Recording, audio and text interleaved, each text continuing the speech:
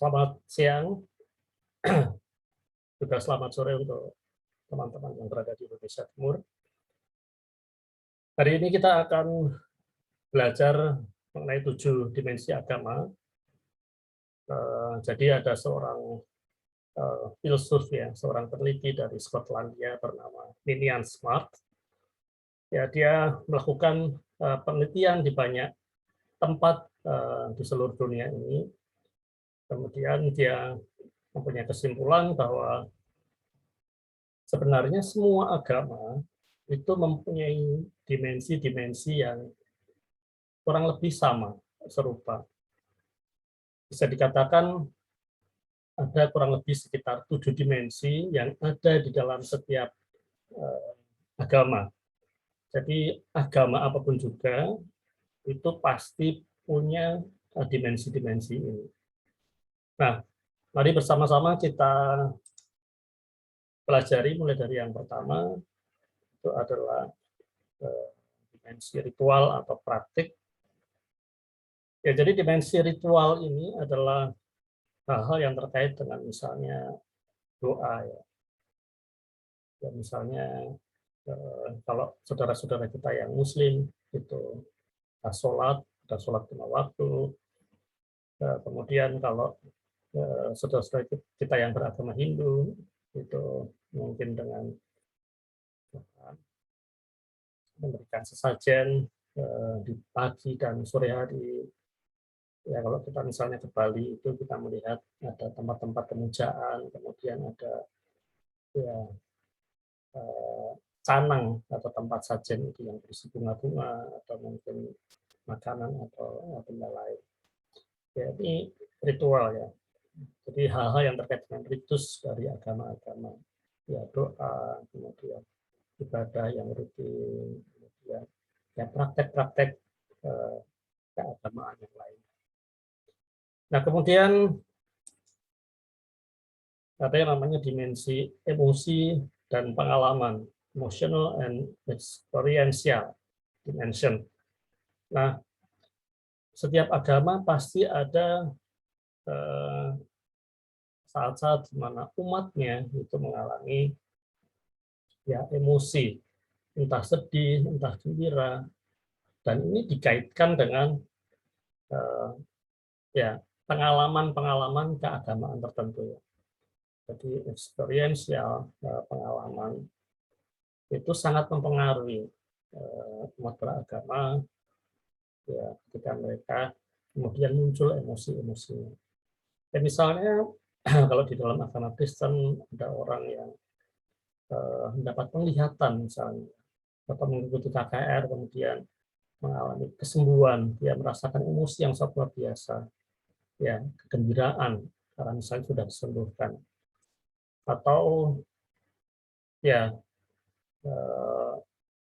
umat Buddha misalnya melakukan meditasi, kemudian secara emosi itu mengalami ketenangan yang sangat luar biasa. Atau saudara-saudara kita yang Muslim ketika sholat tahajud itu kemudian mengalami ketenangan batin yang luar biasa. Nah, ada banyak pengalaman-pengalaman lain yang itu juga mempengaruhi emosi umat beragama yang melakukannya. Nah, kemudian dimensi berikutnya ada yang disebut dengan dimensi etika atau hukum. Jadi etika ini terkait dengan bagaimana orang itu ya berelasi, berkomunikasi, melakukan hubungan dengan lingkungannya, dengan sesamanya, dengan alam semesta ini. Jadi etika ya, ada di dalam setiap agama. Dimensi ini bahkan sangat kuat ya. Misalnya dalam Kristen ada ya, hukum kasih, kasihlah sesamamu seperti dirimu sendiri. Misalnya begitu. Kemudian ada hukum-hukum yang misalnya 10 perintah Tuhan ya. Atau Dekalog. Nah, tentu di dalam agama-agama lain juga ada banyak. Misalnya kalau Jadi agama Buddha, ada Pancasila Buddha, ya. Aturan-aturan yang tidak membolehkan ya umat Buddha melakukan 5 hal dalam Pancasila itu. Nah, nanti untuk lebih detailnya bisa didiskusikan lebih lanjut. Nah, kemudian, nah ini yang biasanya sangat penting, sangat dominan di dalam agama-agama itu adalah dimensi doktrinal atau filosofi. Jadi ada doktrin, ada ajaran, ada dogma yang dipegang dengan sangat kuat. Dan biasanya ini menjadi ciri khas dari setiap agama itu. Dan kadang-kadang juga menjadi sumber perpecahan, sumber konflik. Karena masing-masing beranggapan bahwa doktrin agamanya lah yang paling benar. Dan doktrin agama lain itu tidak benar. Tetapi harus dipahami bahwa sebenarnya setiap agama itu punya keyakinannya sendiri, punya doktrinnya sendiri-sendiri, jadi tidak perlu dicampur adukan dengan keyakinan doktrin dari agama lain. Nah, doktrin ini apa filosofi ini misalnya kalau dalam ya, agama Kristen Protestan, misalnya doktrin tentang Allah Tritunggal, ada Bapa, Putra, Roh Kudus. Misalnya kalau di dalam agama Katolik itu ada doktrin tentang ya, Maria sebagai bunda dari Yesus, itu yang mendapatkan devosi, ya, penghargaan, pengagungan, penghormatan secara luar biasa dari umat Katolik. Nah, tentu di setiap agama ada juga doktrin-doktrin yang sangat kuat, ya, misalnya doktrin tentang Tuhan, doktrin tentang manusia, tentang dosa, doktrin tentang ya apa saja yang harus dilakukan dalam kehidupan ini, ya, menyangkut sendiri, ada Tuhan, menyangkut ciptaannya, dan menyangkut relasi antara Tuhan dengan ciptaan. Nah, kemudian ada dimensi mite dan narasi. Jadi bukan mystical, tapi mythical. Hampir sama tapi berbeda. Ya. Kalau mystical itu mistik, ya, tapi kalau mythical itu mitos, ya, narasi, naratif, cerita. Jadi inilah dimensi di mana setiap agama itu pasti ada cerita-cerita, ya biasanya cerita ini berupa mite, ya, mitos, cerita-cerita yang luar biasa, yang sangat mengagumkan, sangat menghirangkan, bahkan kadang-kadang di luar nalar, di luar logika, tetapi oleh umat beragama itu diyakini sebagai sebuah kebenaran. Ya, karena ini ada di dalam, misalnya ada di dalam kitab suci dari agama itu. Dan misalnya narasi atau mite tentang penciptaan, bahwa dunia ini diciptakan selama 6 hari, atau mite, cerita, narasi ya tentang Nabi Yunus yang dimakan oleh ikan yang sangat besar, atau cerita-cerita lain, ya mite-mite lain yang itu kadang-kadang di luar nalar, di luar logika, dan mungkin tidak sesuai dengan ilmu pengetahuan, ya, yang kita dapati sekarang. Nah, justru ini menjadi menarik karena ya ini menjadi bagian dari iman, ya, iman para penganut, para umat beragama, sehingga meskipun kadang-kadang tidak masuk akal, meskipun memang di luar nalar, di luar logika, tetapi ini diyakini sebagai sebuah kebenaran. Lalu ada yang namanya dimensi sosial institusional.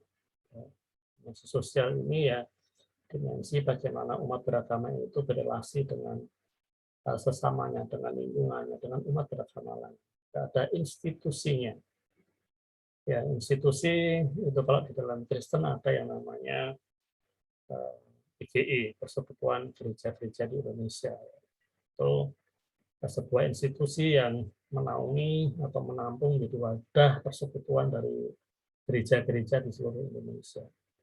Dalam lingkup yang kecil ada yang namanya sinode atau klasis atau majelis gereja. Ya.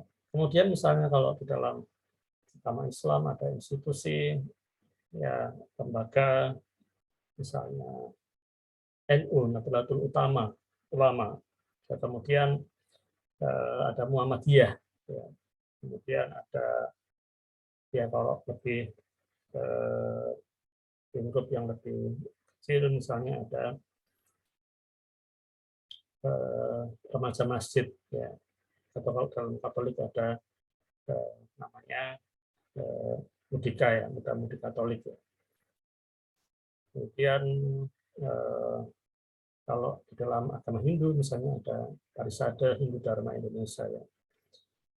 Kemudian kalau agama Buddha misalnya ada Walubi, Wali Umat Buddha Indonesia. Nah, dimensi sosial institusional ini bisa dipahami secara luas, artinya mungkin secara nasional lingkupnya, atau mungkin secara lebih kecil, misalnya di dalam lingkup agama-agama itu sendiri, ya, artinya dalam organisasi lokal. Nah, kemudian ada yang namanya dimensi material dan artistik. Nah, ini terkait dengan materi-materi, bahan-bahan yang digunakan oleh umat beragama itu untuk melakukan doa, untuk melakukan ibadah, untuk melakukan kegiatan-kegiatan agamanya. Ya, dimensi material ini ya misalnya benda-benda yang terkait dengan ibadah, ya kalau secara umum ada kitab suci, ya, kemudian kalau dalam agama Islam ada tasbih.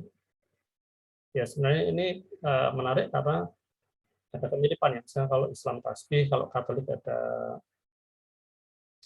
rosario, ya, kemudian kalau Buddha ada mala. Ya, bentuknya mirip sama, ya. Kalung dengan bulatan-bulatan kecil, ya mungkin jumlahnya yang berbeda, ya. Nanti dalam diskusi lebih lanjut nanti bisa diketahui atau dijelaskan bentuknya, kemudian jumlahnya, artinya apa saja, cara penggunaannya bagaimana. Ya, itu benda-benda, ya. Misalnya juga sajadah untuk sholat, kemudian misalnya ada dupa, Konghucu, ya, misalnya ada dupa, kemudian ada dulu itu tempat untuk menaruh dupa, ya, tembaga kuningan yang seperti pot itu. Kemudian ada program agama Buddha ada rupang, ya, patung Buddha. Kemudian dalam agama Katolik ya ada ikon-ikon para nabi, para rasul, orang-orang kudus, ya. Nah, ini yang disebut dengan dimensi material. Kemudian artistik, itu bicara soal warna, kemudian ada ornamen-ornamen, kemudian ada, ya, bentuk-bentuk, ya, ada yang secara artistik gitu, ya, entah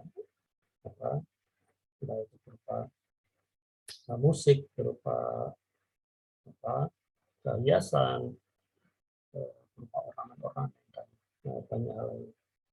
Nah, jadi 7 dimensi ini ada di semua agama, dan setiap agama pasti punya 7 dimensi ini.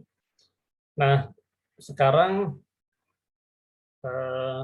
tugas kelas, tugas mahasiswa adalah mencari contoh-contoh dari setiap dimensi ini sesuai dengan pembagian kelompoknya.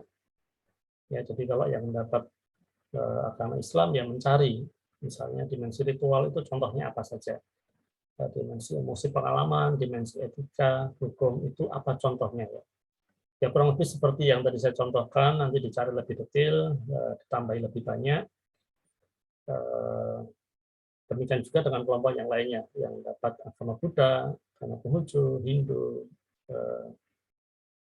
Katolik, silahkan dicari, ya, contoh-contoh dari tiap-tiap dimensi ini. Nah, syukur-syukur ada foto, ada gambar, ada tulisan-tulisan, atau ada hal-hal yang lainnya ya, karya-karya yang lainnya itu bisa dikumpulkan, bisa disatukan. Nanti ini bisa menjadi bahan untuk presentasi. Ya, jadi kurang lebih ini yang akan kita pelajari pada hari ini. Silahkan berdiskusi. Selamat bekerja, selamat belajar, tetap sehat, tetap semangat. Tuhan memberkati. Terima kasih.